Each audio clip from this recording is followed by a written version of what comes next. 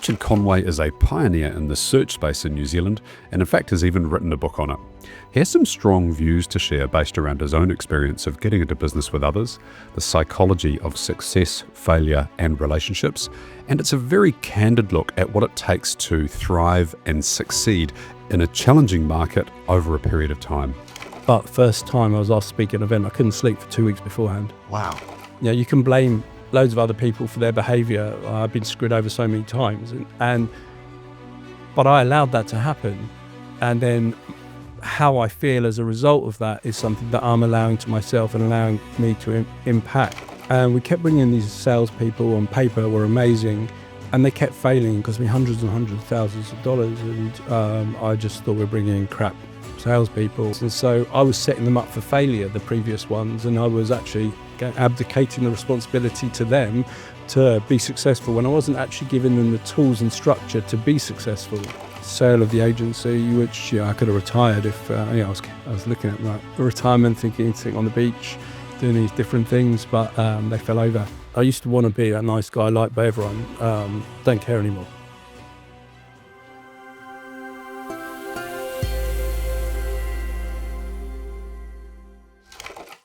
Richard Conway, Hey, welcome to the show. Cheers, thanks for having me. It's great to have you here, fella. Yeah, that's good. So you have been described and self-described as being an introvert with imposter syndrome. And yet the last few years, you've become kind of the voice, the face of marketing. You've written hundreds of articles, you speak at events, you're kicking off a podcast now. At what point did the little voice in your head go, hey, dude, this is not what we're cut out for?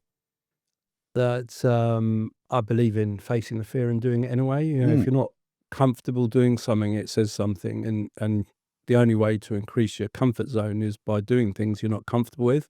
And it was back in early doors, probably 2012, I had an interview with a journalist, Jill South, and she said to me that to really grow your business, you've got to get out in front of people and talk. And the thought terrified me, but it stayed in there, and I just thought, you just got to do it. And but first time I was asked to speak at an event, I couldn't sleep for 2 weeks beforehand. Wow. Yeah.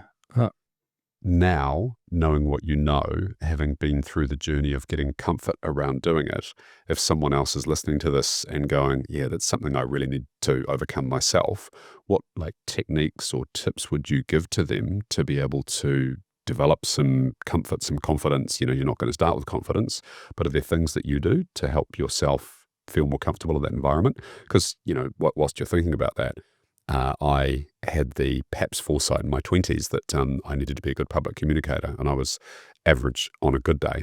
So I went and did the Toastmasters program, and I spent 6 years with that organization, progressed through voluntary leadership roles. It was incredible for me in so many different ways and different fronts.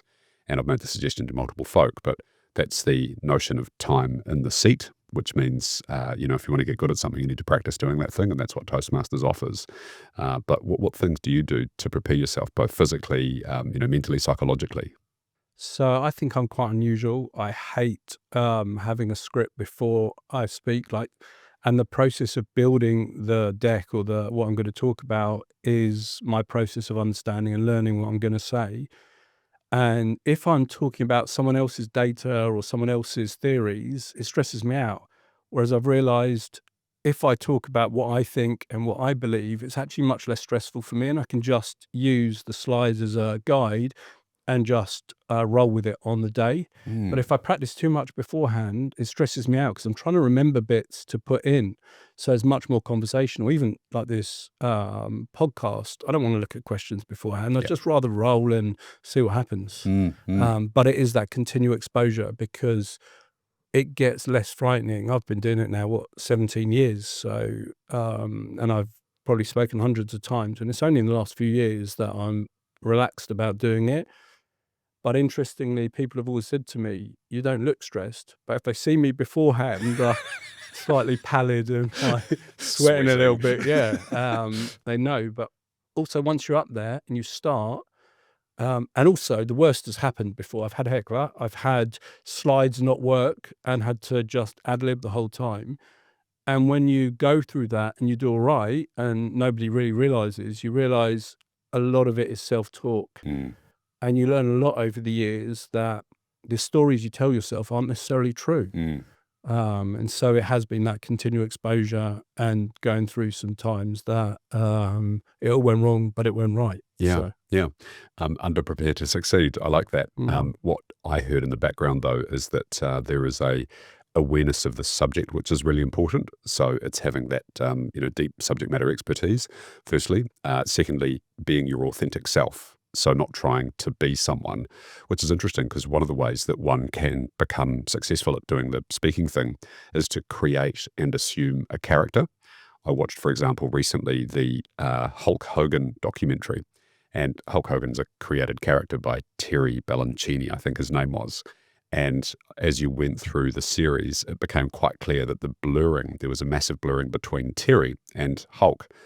Who is this man? Who is this character?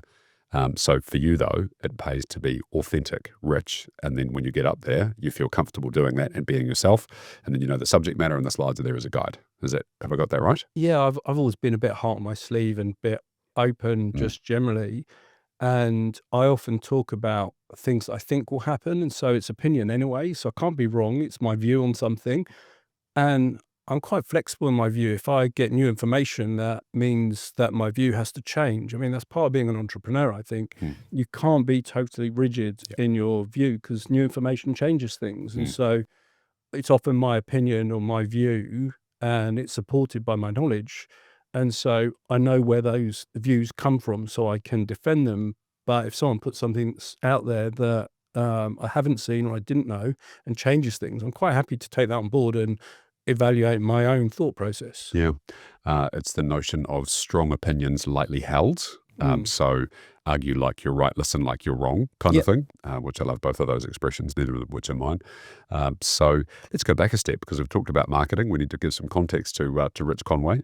So you first came to New Zealand for a holiday in 2002, I think, and you travelled around, thought this is pretty amazing, and then 7 years later you decided to uproot your life and move out here with your then partner and make a start in what was essentially New Zealand that was right in the depths of the GFC. Talk us through that. So that moment, that arrival in New Zealand, you had no friends, no family that was here. What was that like? I was hard, like, but fun. Like, I'm an eternal optimist. I intrinsically see the positive and I kind of minimize the negative. And but it was hard arriving at a country where you don't know anyone, and you need to find work or do something. So, but I always had the mindset that I'd rather regret doing something than regret not doing it. And I went to school in a place called Camden Town, and it was pretty rough. And you get offered drugs, and it's fights and stuff on the way home from school. And I wanted kids. I didn't want to bring my kids up in that kind of environment, and so that was kind of one of the thought processes behind moving to New Zealand. Let kids be kids. Um, but it was really hard at the beginning. Mm-hmm. Right. Yeah. Being an introvert, I go to events and I wouldn't know anyone. And it was really uncomfortable for me to speak to people, and so I developed strategies to do that. And as you get older, you realize, again, the thoughts are in your head, like, you think people are thinking that you look awkward, or people don't care. They're thinking about To themselves, how themselves. they Yeah, look. yeah. But it's taken me a long time to work that out. Mm-hmm. Yeah. Yeah, I think we can get we can get obsessed with what others' opinions are of us, and in reality, they've got the same thought pattern going through their head. Hey, it's Josh. Thanks for listening to the show. When founders talk about the dream exit, they're really talking about freedom. Freedom to choose how to use their time and to decide what comes next. I'm a client of JB Ware in New Zealand, and I know this is what sets them apart. They help entrepreneurs and leaders turn success into significance. A great exit isn't just about the commas in your bank account. It's about what those commas enable you to create. Two Commas is proudly partnered with JB Ware, helping founders by putting their wealth to work for generations. One of my favorite strategies for a networking type event is just to walk up to the person that's alone, because they're the one that is really desperately wanting to talk to someone. So they'll crave connection with anyone rather than walk up to the group of people and just go, "G'day, I'm Josh. What brings you here?" And so that forces them to think and then get into a meaningful conversation about the event. And you can then kind of lead your way forward rather than going, how are you? Or, who are you with? Or, what's your company? Or that sort of stuff, which is just a rote thing. It gets someone thinking and into a kind of a fun, interesting kind of conversation. Yeah, that's interesting because I had a similar strategy when I first started, but it's come to a stage where I feel I can walk into any room and talk to anyone Mm. totally comfortably. Yep. But again, it's taken a long time. And I went to, was it Miss New Zealand? I was invited by someone, and I went into we were invited to the pre-party, and it was full of like people that knew each other and stuff. And yeah, that was a real test for me because it wasn't my natural environment. But within 5 minutes, we're mates with everyone and we're having fun. And I think if you approach people in a positive way and you like smile and you actually genuine interest, people reflect that back to you. Mm. And so often, even if you don't realize it, the way you feel and the way what's going on in your mind is projected. And like, if people see that you're not bothered and that you're just there, happy and smiley, they kind of warm to you. Yeah, yeah, 100%. Walk up to someone with a smile on your face and your extended hand, it's hard for that not to be replicated. There's an expression in and around sales, which is attributed often to real estate agents, which is commission breath. And so that's the whole wanting something. So if you turn up with an open mind and an open heart, as you say, then it's amazing where it can go. So you're most famous for Pure SEO. That's the brand that people will associate with you the most. What was the starting part of that journey for you? I needed to earn some money. I've always wanted to do something in entrepreneurship. I've got like a family kind of history where, we've got a few successful entrepreneurial kind of people in my family. And um, I had a few ideas. One of them was in property because my background's in commercial property. And I had someone who was wanting to be my business partner, and then they pulled out, and I realized I don't really need anyone else. And I knew marketing, I knew digital because I've been in and around the industry within commercial property for a while. And so I thought there's probably a need and let's just give it a go. And then came up with a name, got my mate John Lloyd to create the logo for a bottle of Grey Goose vodka because I didn't have the money. Got someone to create a single web page and I cobbled together the rest. It looked like a child had built it, but that was all I had. And I just started meeting people. Uh, but it was hard. Mm. What did the competitive landscape look like? Were you walking into a space that there was an acknowledged need for what you had, or did you have to create the industry and build the demand as you were going? So you referred to the GFC at the beginning, and I actually think that was to my advantage because when you're starting something in an environment like that, you are lean already. You don't have the cost structure that a lot of incumbents have. Um, and we were going to a stage where smaller businesses were waking up to the need to be visible online. The biggest issue that I had was I believe in doing the right thing and ethics first. And a lot of the competitors were saying, we guarantee you rankings, we get you number one on Google within 3 months. And my pitch, conversely, was, well, I can't guarantee anything and it's going to take a long time. And so you have those competing pitches and what you're going to go for. Mine was much less compelling, but it was honest. And it took a good 12 months for the market to wake up when Google did algorithm update and all these people that are doing dodgy things lost their rankings. That's when my business started taking off. But it was hard. And you do think in your mind, well, should I offer guarantee? Should I do what other people are doing? But deep down I knew it's not the right thing to do. And so I didn't. But not doing it at the beginning was really hard. With hindsight, staying to your morals actually wins out in the long Mm, run, and mm. I've kept that thought process throughout the journey. Yeah, I believe staying true to oneself is probably one of the most difficult, but also the most rewarding over the long term things that you can do. Warren Buffett said that a reputation takes a lifetime to build and 5 minutes to destroy. And we think, I have thought over time, you and I have talked about legacy in the past, and I actually truly reckon the only legacy that you leave behind is your reputation. And so, if that is a person of honor, a person of integrity that does the right thing, does what they say that they're going to do, then I think you've probably achieved a pretty good outcome, right? Yeah, and I've been thinking about this a lot actually, and for me, what really matters is the people that know me, the real close people to me, the people that love me, the people that know me deeply. I care what they think, the legacy with them. I actually don't care what people that don't know me think. It's more about those I've really opened up to, and those who truly know me beyond the good times, bad times. And so you're talking family, close friends, partner, and things like that.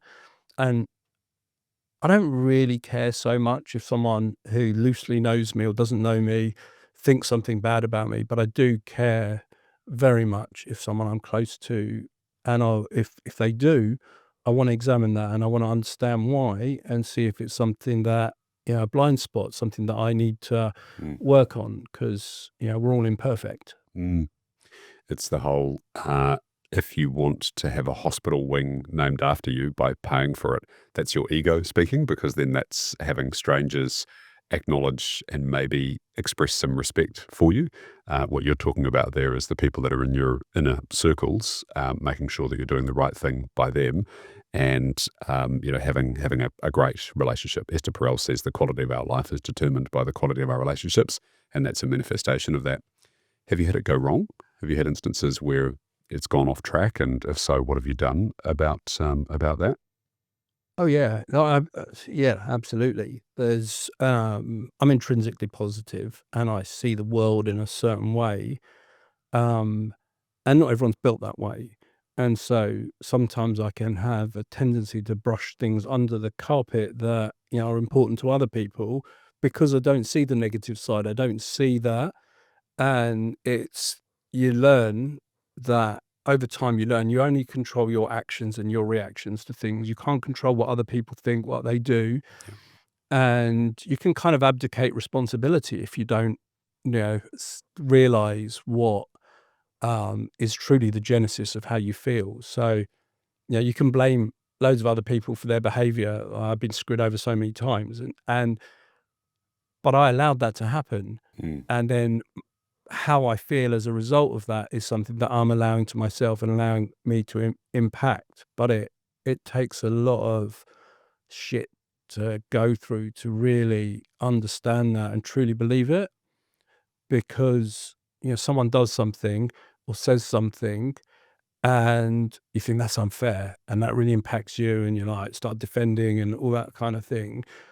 Whereas often defending isn't the right thing to do. It's actually listening and understanding. And if you truly believe that their point is incorrect, you put your point once, and then they can think and feel whatever they want to feel. And so reflecting back when things are unfair and then pushing that is probably something I did in my younger years that I wouldn't do now, mm, because mm, yeah, they're entitled to their own feelings and their own reactions. mm. And yeah, letting it impact me as well was something that used to affect me. I used to want to be a nice guy liked by everyone. Don't care anymore. That's interesting. So you talked about abdicating things, and so abdicating decisions and responsibility means that in my world, you don't get to complain about the outcome because you've kind of empowered someone else to make that decision for you. The other thing that can happen as a consequence of that is that if it's done unconsciously or without that sense of awareness, then people might get to the stage of feeling like they're a bit of a victim if things don't go the way that they want them to go. Is that a sense that you've had in the past, and that's something you've transitioned out of as well? Like, why has this happened to me, kind of thing, or is that not in your psyche because you're an innately positive person? Yeah, that's probably not in my psyche. But what I have done, and I actually had this conversation with Tim on the way over here, is you put people in a position within a company and you tell them to do something, and then you just expect that it's done. And then when you find out it's not done, you get disappointed. There's always reasons from their side why it's not done. And you realize over time that there are certain personality types, and you actually have to consider it and actually put the right people in the right places. If you ask someone to do something and they don't do it, and there's an excuse, and it always ends up being external factors, over time you've got to realize that they're probably not the right person to delegate authority to, because you're delegating things that then don't get done. And I like the idea of delegating things, and I can remove it from my mind so that I just know it's done. Well, if you have people that don't execute, then you can't remove that from your mind, or if you do, it's a mistake. And so I think the leadership around you is really important, and the ability for people to take responsibility, and also look at the commercial side. There's very few leaders in New Zealand like that, in my experience, that understand not only the machinations of a business, but also tie that into the commercial outcomes. Mm. And for me, that's critical for good leadership. Mm. It's interesting. I'm pleased we're having a leadership conversation. I've kind of circled around this from a variety of different fronts over the years, and for a while there, considered myself not an expert in leadership, but a keen student of the methods and the tactics around leadership, and following iconic leaders over time. People you'd probably anticipate to be in there: Winston Churchill and Lincoln and Jefferson, and all these great people that have forged a lot of the path that we walk on today. And where I've actually landed now is that, because I used to think about them as being kind of separate, and I think for a company to run well, one needs to have doses of equal, and you can flex up and down depending on where the business is at and what the individual needs. So I'll be clear about what I mean by that, because that can sound a little bit opaque. So leadership, I delineate leadership and management as being management if you're in the military sense, because we derive a lot of modern business strategy from the military. And so in the military sense, it would be getting the army, the provisions, the munitions, the supplies to the bottom of the mountain, the range that you wanted to take. And then leadership is getting people to run up the mountain into the hail of bullets, right? So leadership is about inspiring and developing and growing people, and getting people to take action, and maybe elevating them to take bigger action than they thought they could. Management is in the business of knowing measurements, keeping people accountable, making sure the supplies are there, making sure the toilet papers, the office is clean, whatever else it might be. And so I think in a business of any scale, let's call it more than the old wagon wheel, which is founder in the middle, and then 4 or 5 people that will be sitting around them. When you can be in touch with everybody and you can be aware of what their workflow is and what they're working on, once you get past that scale, and you need to have a structure in place, like an organizational structure, you need to have equal bits of both depending on what's required and who the people are that you have in there. What's your experience with what I've just explained there? Yeah, so I'm definitely better at the sort of motivational side of the thing. Yeah. I'm much worse at the management structure, organizational side of things, and so and I don't enjoy it. And so I have a GM, and I've had GMs for many years to do that organizational KPI structure. I like to understand the numbers, but I like to do it at a high level. Because it's not my skill set. And so I'm probably more of a 0 to 1 person than a 1 to 100, because ideas, and I also probably need a buffer between me and the business, because I've always got ideas, and I tend to chase shiny things. Uh-huh. And so you kind of need someone to say, yeah, that's a great idea, but you can't do this if you're going to do that, and sort of filter me from the team in general. Because I've always got ideas. I've always see the way things could be and think holistically, but also understand in a micro way. But I've struggled to communicate that in a way that people can understand, which why Claude has been like an amazing thing. Because with Claude, the AI tool, I'm able to translate my thought process into a structure and a form that people can understand. The other thing I've learned over the years is, whether it's an ADHD thing or what, I tend to speak as I'm thinking. I vocalize thoughts.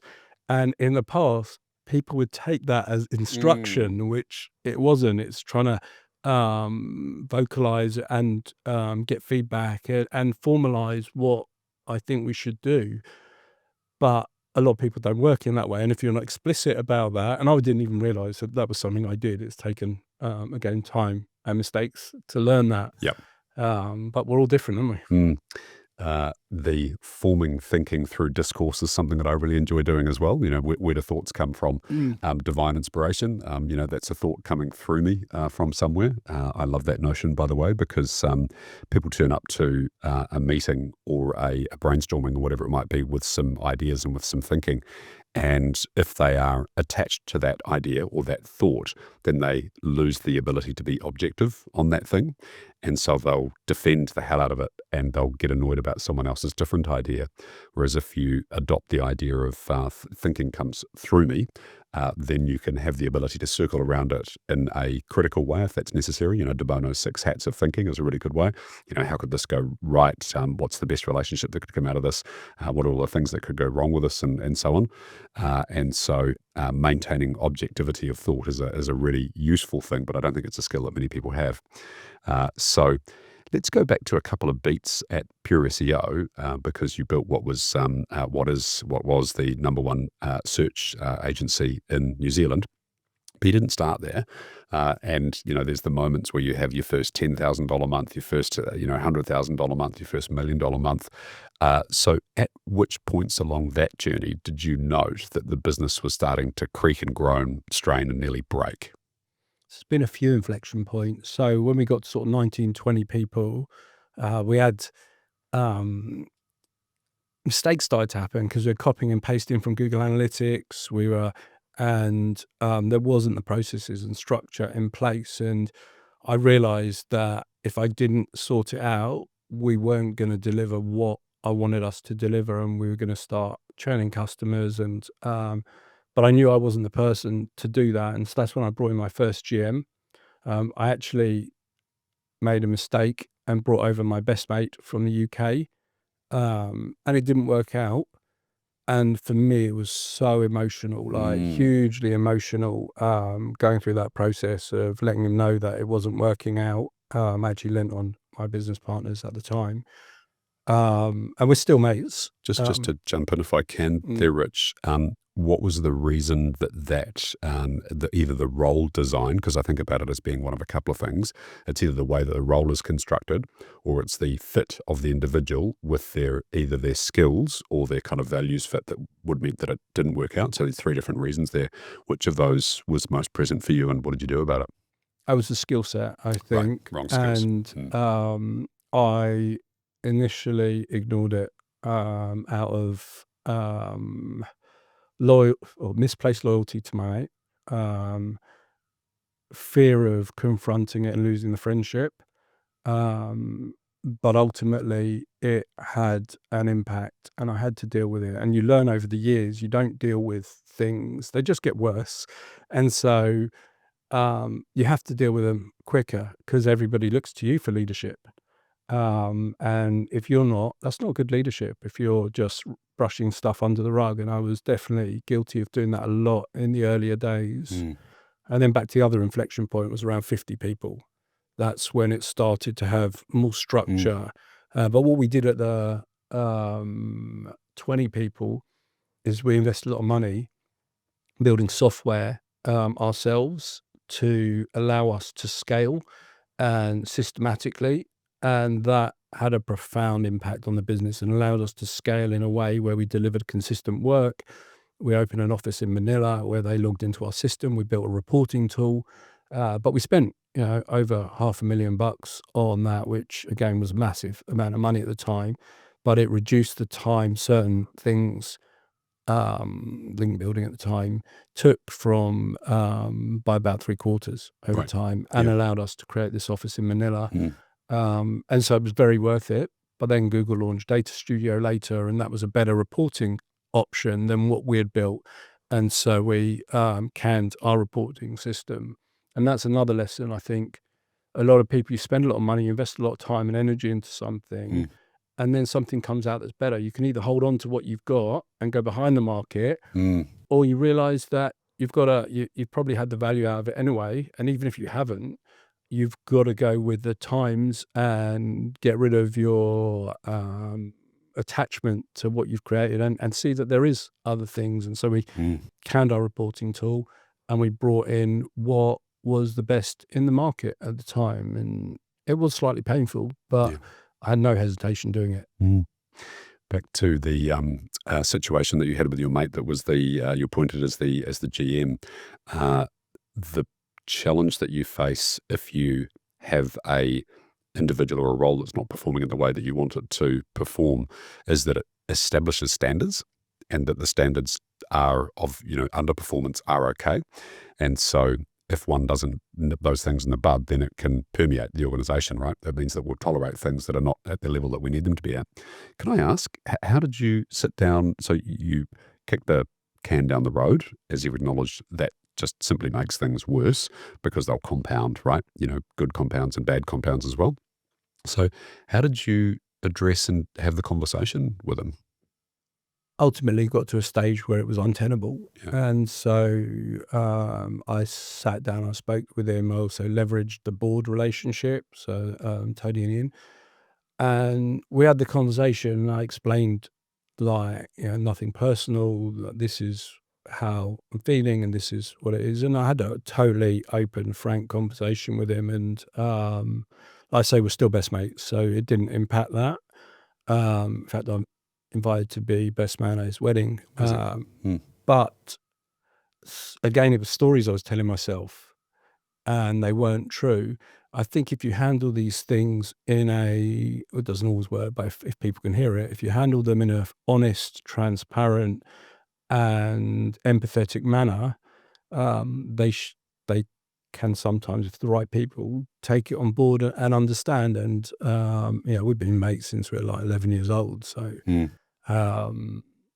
but it was emotional because he moved from England to New Zealand. Did he go back, or did he stay did go here? back. Right. He regrets going back, but it was partly his, the impact of that, and he felt a responsibility, and he felt he'd let me down, even because he gave it his all. So I think he regrets going back a little bit. But yeah, it is what it is, isn't it? Yeah. It's interesting, honest, transparent. I think compassionate might have been the third thing that you said about handling those things. I have had a lot of experience in dealing with subpar performance from people. That's just what happens when you start scale and own businesses of some kind of size. And the unfortunate thing that I add on to the end there, if with the right person, which is what you said, they'll deal with it in the right way. The wrong person will go and get a lawyer, and we've all had that. That instance of the claim of the PG, and that just becomes an ugly and a difficult situation. So if anyone's listening to this, the candid approach is helpful in circumstances.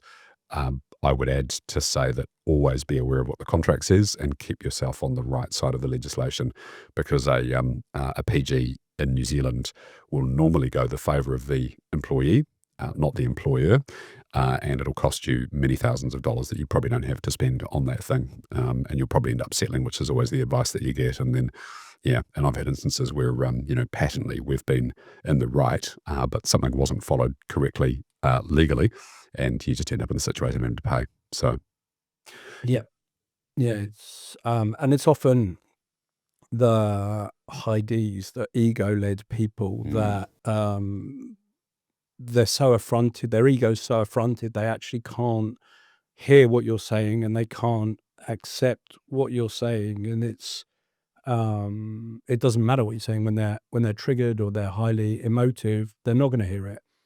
And so it's kind of adapting to the different personalities, but in respect of the whole PG and thing, in essence, the worst it's going to cost you is 3 months wages. And so if you can afford it, and if you don't feel like you're conflicting with your morals, sometimes it's easier just to give them 3 months. Pay it out. Yep. I agree with that. I remember a lawyer saying to me once, I have made a lot of money off men's principles because they felt like it was the wrong thing that someone was behaving in this way. And sometimes it's easier to write a check and make it go away. So just to make sure that I heard this right, so at around 20 people, 21, it was a leadership, like a management gap that you needed to fill. And then when you got to about the 50, it was a systems gap that you needed to fill. Systems and personnel, because as you scale, the people who are amazing in the early days are not necessarily Yeah. right for the bigger Yeah. business, because they're kind of do everything, like, whereas you actually need structure and hierarchy to a certain extent, and um, it's a different type of business and it requires a different type of person. Yeah. And I'm intrinsically massively loyal, and Mm. so I often over promoted people over that time because they've been so good in the early days, and you don't know what you don't know, and so that turned out to be a mistake multiple times that I repeated. And it's all right if someone's not, it is all right. Someone's really good at a certain stage of a business, like myself. I'm not the person to run the business day to day. I mean, it's a bigger business. I'm just not built that way. Mm. And so it's about recognizing who the right people are at that right stage. But often you don't know that if you've not been through it. Mm. And so, like, we're both being part of Entrepreneurs Organization. That's been one of the most beneficial things I did, because you can learn from other people's stories and their experiences and their mistakes. And that's saved me a lot of mistakes. And it's also allowed me to confront my own mistakes. Mm. Yeah, and on the people thing, I think that the majority, 80%, let's call it, of people want to actually do a good job. And so if you subscribe to that line of thought, then that means there's probably not that many like bad people. And people talk about, I've got a hopeless team or a hopeless individual or whatever that might be. And I often default to going, well, are they clear on what the outcomes are? Is this, are you helping them achieve what they want to achieve as well? And are you giving them regular feedback and some growth opportunities? Because if you're not doing those things, then you're probably doing the wrong thing by then. And there's also this age and stage thing, which is really important, that the person to help you get from 1 to 10 people may not be the right person to help you get from 10 to 100, because there's different facets that the business needs to be able to succeed as it goes through those phases, and also some different approaches with things. You can be a startup, scrappy hustler in the early days and be light on systems and light on formalizing things, but as you grow, that'll like kick you in the ass pretty hard. Yeah, well, I've got a story around that. So we got, I don't know, we're 50, 60 people, something like that.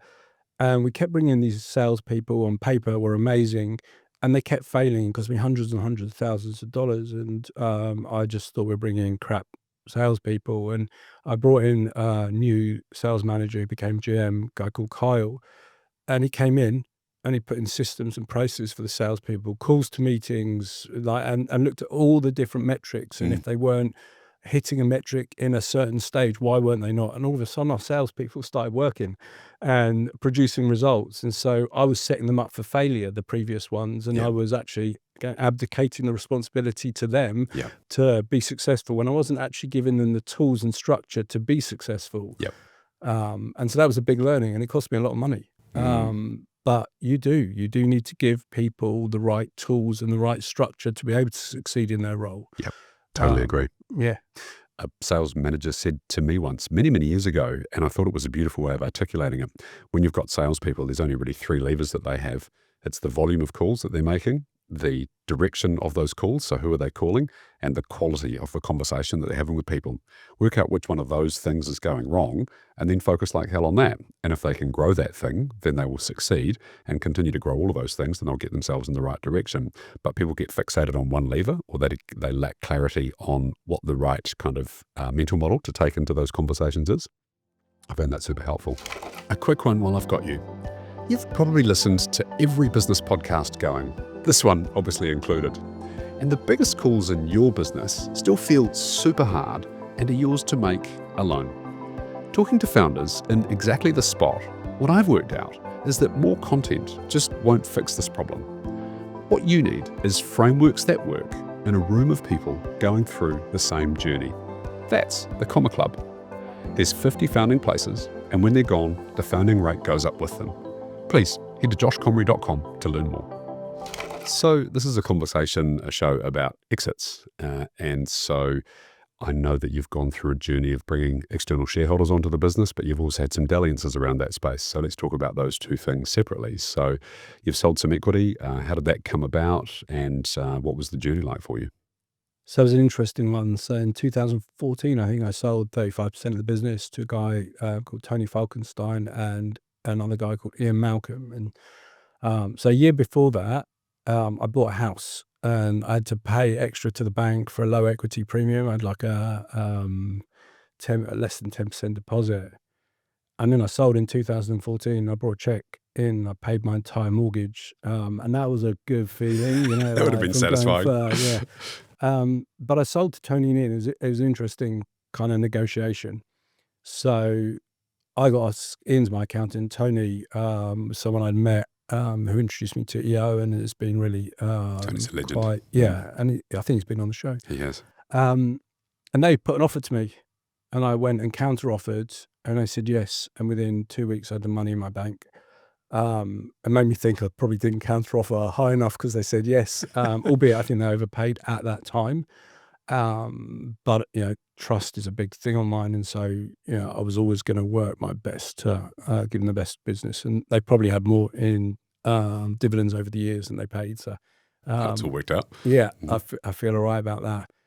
But we've acquired businesses, and we've gone through abortive sale processes, and The so sale of the agency. sale of the Yeah. agency, which I could have retired if I was looking at my retirement, thinking sitting on the beach, doing these different things, but they fell over. Why did they fall over? What happened? So one before COVID, um, pretty much everything was agreed. Sale and purchase agreement was You were done. backwards and forwards across the Tasman quite It's regularly. well, so this was we were dealing with a company. I can't say who they are because of NDAs, but they had operations in New Zealand, Australia, and around the world, but they pulled out of Australia and New Zealand at the beginning of COVID when we were close to literally signing the thing, and so they no longer were in this market. COVID happened, and that was it had like two sides. So firstly, it was really stressful at the beginning. We had all these customers saying we can't afford to pay you and pay our staff, and I always believed do the right thing, and so I said basically, you know, they're in contracts, but I'm not going to hold you to contract. Look, just stop. We actually carried on for a lot of them and doing the work. But you're talking 300K a month approximately of paused revenue, Wow. and I still had my team. And I was looking at potential redundancies and things. And funnily enough, the EO group we met every week and we talked through that stuff. But the other side was when we did come out of that, the business grew massively. There was the regional business partner money that came into the economy for suppliers, and we made a few $100,000 through that. And really, the customers, a lot of the customers who we had behaved in that way came back stronger. Hmm.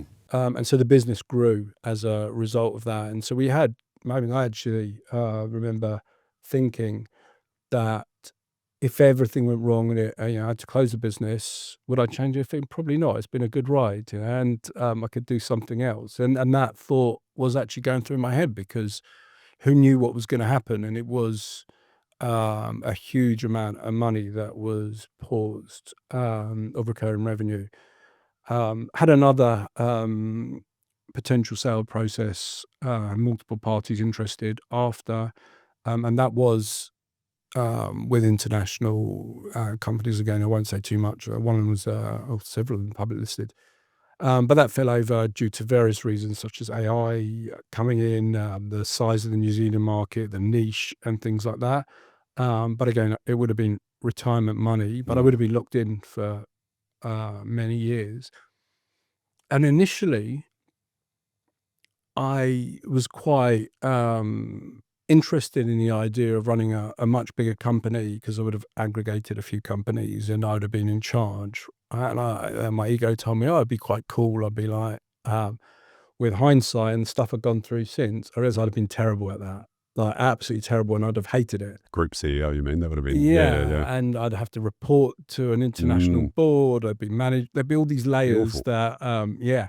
But at the time, my ego was telling me, "Oh, that'd be Yeah, really great. Yeah, cool." sounds good. Yeah. But I now know that it would have been terrible, and it wouldn't have suited my personality. And so, part of my strategy before the final exit will be to totally remove myself from the business. Like I've removed myself, but I'm still the jazz hands. I'm still the face of the business. I still build out the PR, but yeah, for self, I've whatever years, I will remove myself. The other thought process is removing myself and creating like a PE kind of environment where I have multiple businesses under a banner, and I obviously not paid salaries necessarily from them, but I take dividends, and you build up a portfolio of businesses under that, almost like private equity, which is because they're good cash flow businesses. And ultimately, if you're selling, the first deal wasn't as much of a multiple; it was slightly less. But the second deal, we were talking about starting at 7x, and it could have been up to 10x depending on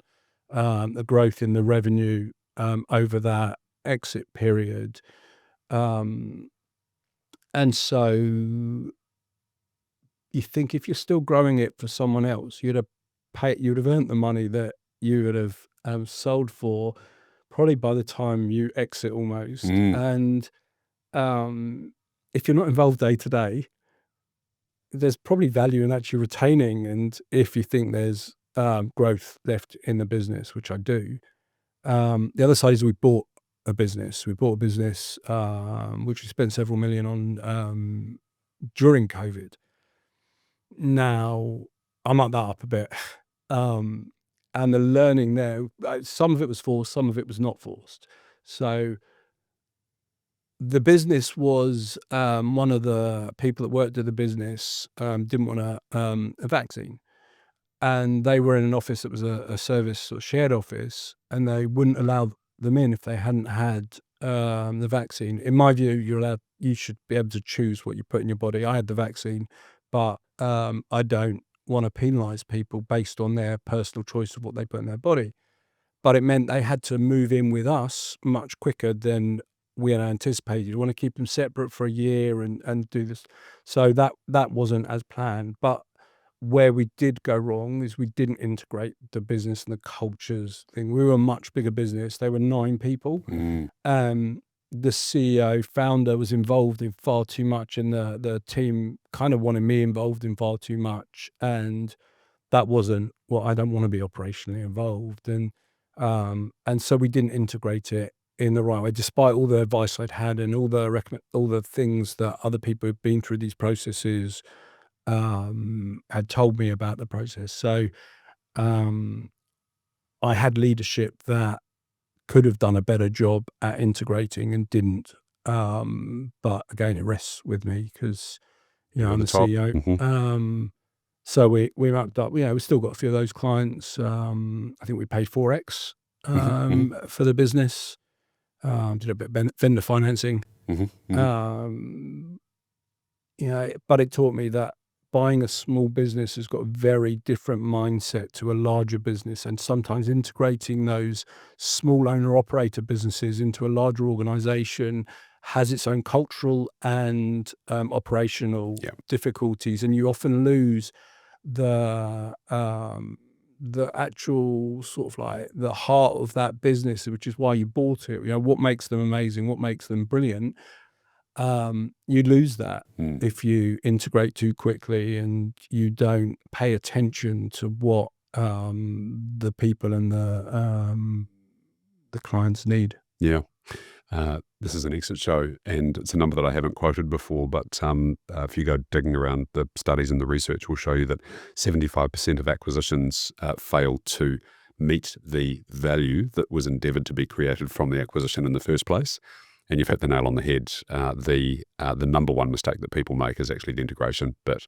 It's making sure that this unique way of doing business, the client sets that you operate within, the culture and the values that they are true to, how they view the world, how they approach conflict negotiation, all that sort of stuff is wrapped up inside a business. And it's not that easily codified. And so what you're trying to do is to lift this organism, because a business is an organism, because it's intrinsically human at the end of the day. Despite the fact that we put systems and measures and processes in place, there's still a whole bunch of humans in there. And one of the bits of work that I do with people is to help people go on the start of the automation journey. I'm not an automation expert, but help them go on the start of it. And what that means is you've got to identify and create the processes. And I always have an image which I show, which is I love a Vietnamese broth, the pho. Yeah. And I go to the Takapuna markets on Sunday morning, and they have the place that sells the pho there, right? And they have Nonna, grandma, Vietnamese grandma, who does the serving. And they've got a dual system in place. In other words, there's no system. One system is the old fish and chip shop with the number that you Yeah. ripped from the book and then you write the thing down. The other system is her calling out an order. And so every second order, she'll say the number, and then the other interspersed order will be the name of what it is, so 2 beef fur and 1 pancake, right? So, which one am I? Am I the number or am I the order, right? And so it's absolute carnage and chaos. And I show this intentionally because when the implementation of the systems goes wrong, it's always a people problem. It's not the system thing that goes wrong, it's a people problem. And I think the integration piece is the same. It's the people problem. And it's not that they're the problem, it's that whoever has been the architect and the person who's been responsible for bringing those things together has just messed something up along the way. And it's kind of essentially what you've said about that acquisition.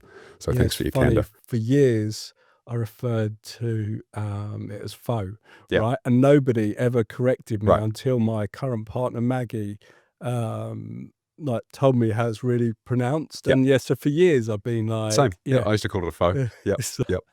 Yeah, it was only recently that I found out. I would recommend the Takeabuda markets on a Sunday morning. If you've not been, you probably have been, sure, I've right? been, but I don't think I've had the well, how have you pronounced it? Oh, it's Fur from That's, Saigons. They've got the food truck yeah, there. They used to have a place down by Spark Arena, but it got yeah. shut down with the floods and it's never reopened, unfortunately. So you've bought businesses, you've sold a bit of your business, you've endeavored to sell your business, you're in the marketing space, and you've just kind of gone through a bit of a restyling, a bit of a tickle up because there has been no space probably more impacted through the advent of AI and the massive surge and rise of AI than marketing. So let's talk through the megatrend. Firstly, to start with, what's happening in AI what's happening in marketing in relation to AI? So everything's changing, but it's an exciting time. And I saw this very early, like not long after ChatGPT launched. I could see what was going to happen. To me, it was so clear that this was going to be a fundamental shift in the way marketing operated. And so what I did is I reached out to a guy called Ram Fishkin, who started Moz, which is probably one of the most well-known, if not the most well-known person in our industry. And I said, who in the world is the best at marketing and this AI component? And he introduced me to a lady called Brittany Muller, who she used to be head of data science at Hugging Face, which is an AI unicorn. She was head of SEO at Moz. And I employed her for 18 months as a contractor to help me reimagine the business, because you don't know what you don't know. And it was an expensive process, and but reimagine the business, because the way people search, the way people find stuff is fundamentally changing. And I see it fundamentally changing again in the not too distant future. But I could see this, and I have always had the philosophy, I want to lead, not follow. Because I share everything, share information all over the place, and I don't mind our competitors consuming that because they're always following then. Mhm.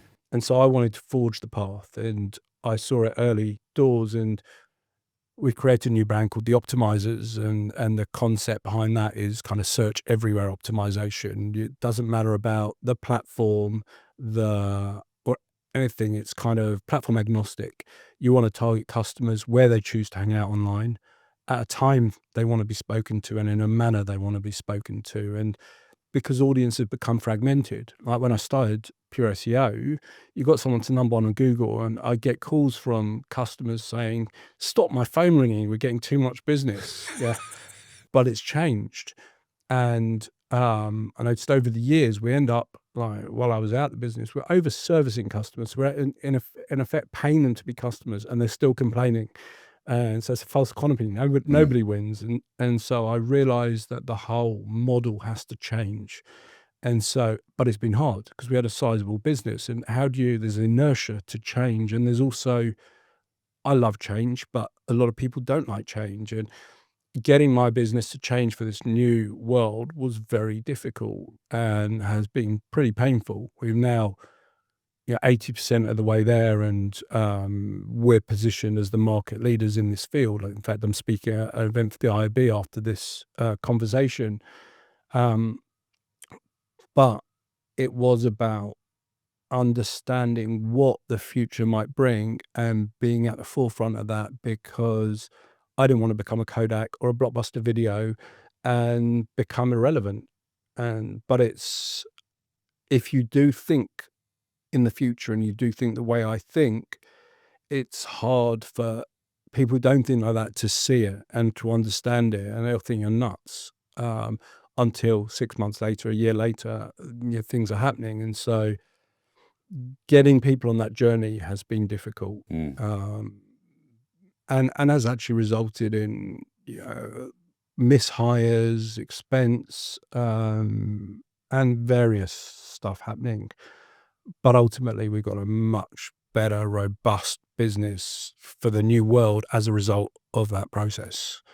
I chair a web analytics company, and so really pretty aware of search behavior and how much it's changed. And if we go back around about 10 years ago, Google's obviously the dominant search engine, and now as it was then, although our behavior's moved a little bit because of the different bots that we're using for different jobs. But pre us using GPT and Claude to conduct searches for us and make us recommendations, about 10 years ago, around about 95% of searches resulted in a click-through because Google wasn't that good at summarizing the information.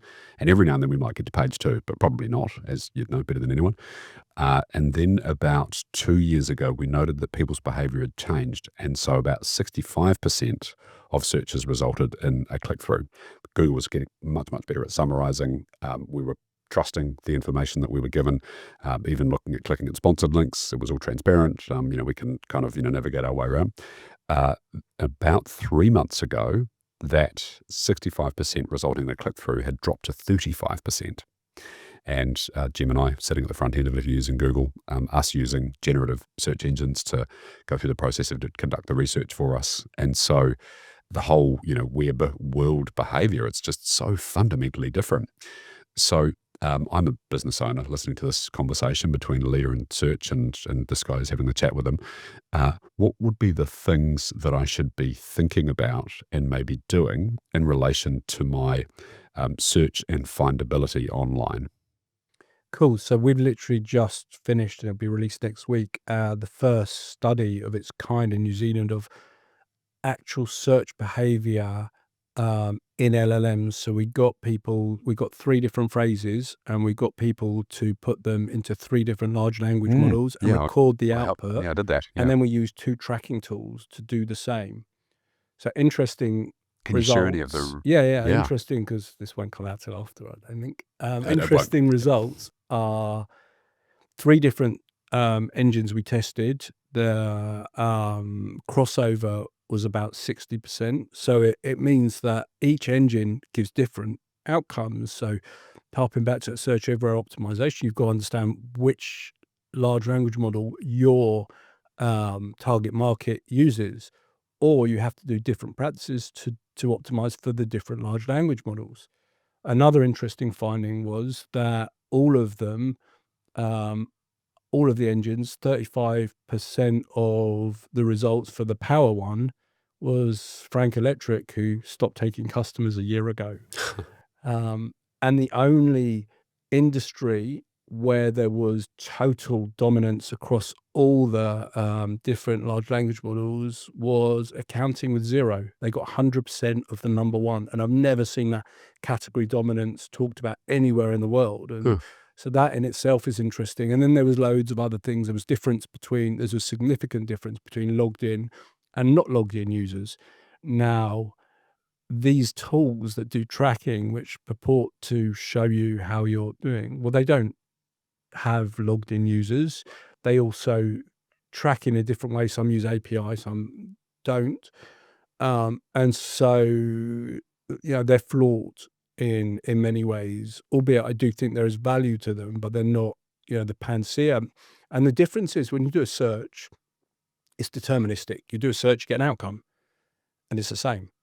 With large language models, you do a search and you can get a different outcome each time. It's probabilistic. And then that expands because we all do queries differently. Like, I'm not going to ask the same, especially with longer query strings, it's more conversational. I'm not going to do the same as you, even if I'm looking for the same thing as you. And so how do you measure that? So attribution has gone back years. And the increase in 0 click search, which is what you're referring to. And we did a study in it about a year ago across millions of data points, where we saw across Australia and New Zealand around 30 to 35% were a click reduction to websites. And so you have to start thinking about a zero click strategy. And how do you do attribution with that? It's very difficult, but it needs to be part of the strategy if you want to be visible. Um, and and then you also need to think about where the future lies. What do large language models actually want to understand about your business, and how do they work, and how do they surface these things? And there's multiple ways. So one thing that's important is a business is seen as an entity by a large language model. And what you say is fairly important, but it's also what everybody else says about your business. Now, if there's inconsistencies, like, how does a business know that? I mean, how does a large language model know that? What customers say on Reddit or wherever has a potentially disproportionate impact on how you appear. And so the trust layer is massively important in large language model, but then also the brand building layer. Because when we go to the future, there's going to be agentic commerce, and what that means is a large language model or a bot will do the search, make the comparison, and offer you the outcome before you've even looked at anything. So you're not visiting a website, you're not comparing products, you're just being presented with something to buy. So an example might be, I want a pair of Nike Air Maxes. I want to spend less than 200 and I want them delivered Friday. They turn up on Friday once you've said okay. And during that instance, there's several important points. So a brand needs to have their data right. They need to have pricing. They need to have returns policy. They need to have privacy. They need all that stuff, and it needs to be quick. So the large language model, because there's no emotion there. But then the other thing is, I asked for Nike, right?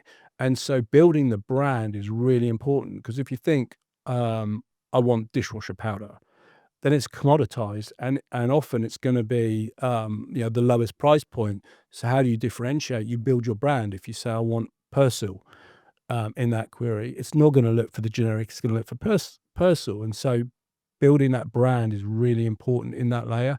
But the trust is probably the most important thing. Having accurate price, doing what you say you're going to do. Because if there mistakes happen and that impacts reputation, then the large language models are less likely to then choose you in future. And so that trust layer is critical, and building that brand is critical. Having the data clean and properly formatted is critical. And very few businesses actually in New Zealand are thinking that way, whereas internationally there are lots of businesses. Like, I speak to the top marketers in the US all the time, and a lot of the US are much further ahead in that regard. And we're working with a bunch of corporates and helping them in the space, but it's only the ones that actually have the foresight and the understanding of what needs to happen so that they're not left behind. The other side is the challenger brands are more open to it, and that gives them an opportunity. So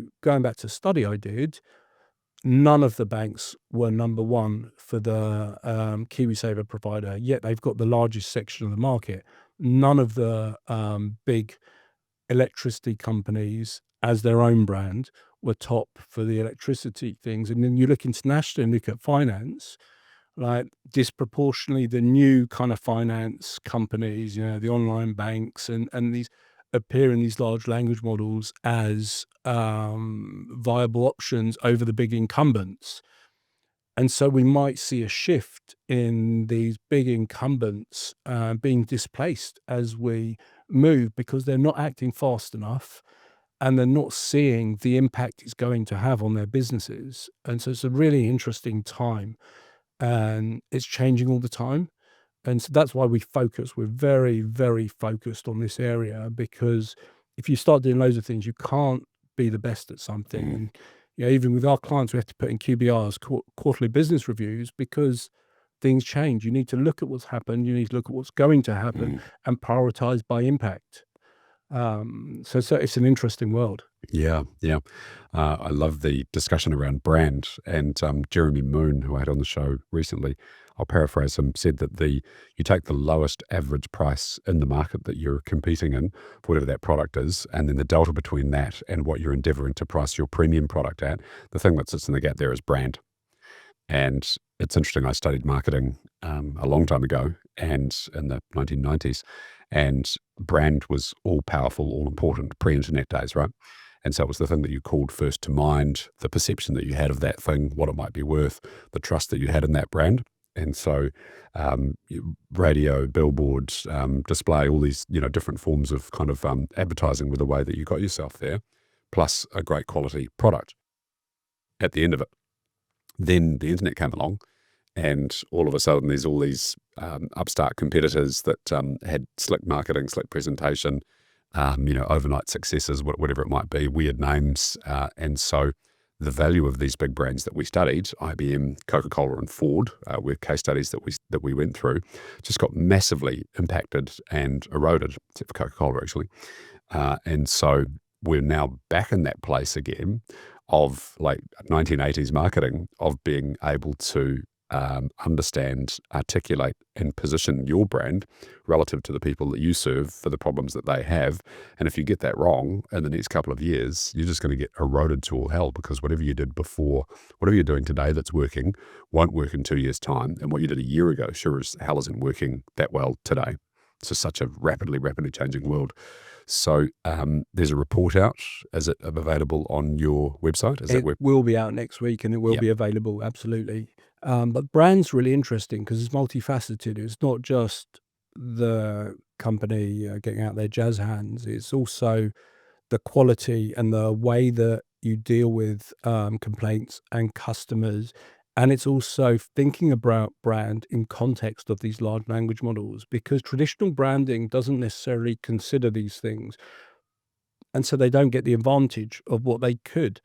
And so it needs to be incorporated into the strategy to get in sources for large language models, or to structure things in the correct manner that they can be consumed by large language models. And I'm speaking to a big international business at the moment who divested a big part of their business to a large bank. Now, one of the issues that they have is they've got websites all over the world. They're enormous. But some of the websites still talk about it as if it's a product. The Wikipedia hasn't necessarily been updated everywhere. And so you've got inconsistency of what that business is and what it constitutes of. And so large language models, as I said, they build an entity, where if there's inconsistency in the entity, that has ramifications for visibility, for brand, for a lot. But a lot of people wouldn't think about that. And so it becomes a lot more complex than just the traditional brand building. And one of the issues I also have with brand building is often um, people who run the brand things don't necessarily think about commercial impact. Mm. And I think brand building I think all marketing needs to be tied into commercials. And I think I'm chatting with a bunch of CMOs, and a lot of these CMOs actually have that thought process, but it doesn't seem to permeate lower levels. But margins are important. Profitability. Like, if we do this big brand thing and it brings in loads of customers, as a loss leader, are we cannibalizing existing people? You can't look at things in isolation without understanding the commercial ramifications, cannibalization, like new customer acquisition, loss leaders, like all these things need to actually be considered, because you can do brand things that are both commercially acceptable and build the brand. And a lot of people just think, oh, we did this thing, got lots of attention, like we've done a really good job. But that's half the picture, in my opinion. Yeah. It's interesting. I say that the modern marketing lead role in an organization is probably the hardest single job in that business. And I compare it to the HR manager back in about the early noughties, like 2005, 2010, something in that sort of region. And it was before we had L&D split off, people and culture, health and safety. Then are all specialist roles. So that one person used to have to do all these different things. And I reckon we'll look forward in about 3 or 4 years' time, and they'll have all these specialist channels, head of acquisition, head of customer care, head of brand perception, all these different things that exist in the world. And I don't think that the modern marketer does themselves any favors, because they say to the CEO of company X that, yeah, I can totally, I'm across acquisition, search, content, all these things. And you bloody well not, because you can't be, right? It's like when I studied marketing, there was the 5 Ps of marketing: product, price, positioning, whatever they were. It went to 7 after a couple of years. Now I joke about it being the 21 Ps of marketing. It's partially true, it's partially a joke, but it's. I think the construct I'm endeavoring to get across here is that it's complex. It's the whole VUCA world, volatile, uncertain, complex, and ambiguous. And that's very much what you're dealing with in marketing. So talk to the experts. Yeah, well, the other side of that is, where does AI sit? Is it with IT? Is it with marketing? Is it because marketing, like, it's a massive facet of marketing, yet often it sits with IT, and there's going to be potentially roadblocks to things, especially larger organizations. We're seeing a lot of things getting held up by IT because they're not prioritized for marketing. But so where does AI sit in a business? Who actually looks after it, and who makes those decisions? And if it's a marketing manager wants something, they're not going to have the power necessarily to enact things, and so it needs to often come from the CMO or the CEO Yeah. as a business-wide directive. But then the licenses will sit with IT, the security will sit with IT. Yep. So it's going to be a complex beast to actually integrate into a business. And it's, marketers are stuck in the middle a little bit. But I think the ones that will win out, marketers that will win out, are ones that see AI as a tool, don't delegate their thought process to it, and embrace it and test it and learn it, but also tie that in with the commercial side. To me, that's gold from a business owner perspective. If you're a marketer and you actually look at the commercial outcomes, and not just campaign specific, look at the cannibalization, look at the impact on margins, and all these different things. I mean, that would be gold, but it's quite hard to find. Yeah. So if people like the thread of this conversation, do they go to the Optimizers website or to Pure SEO? Yeah, the Optimizers? Optimizers, Yeah, great. optimizers.com with an S. Yep. Yeah, it's interesting how we got the name, right?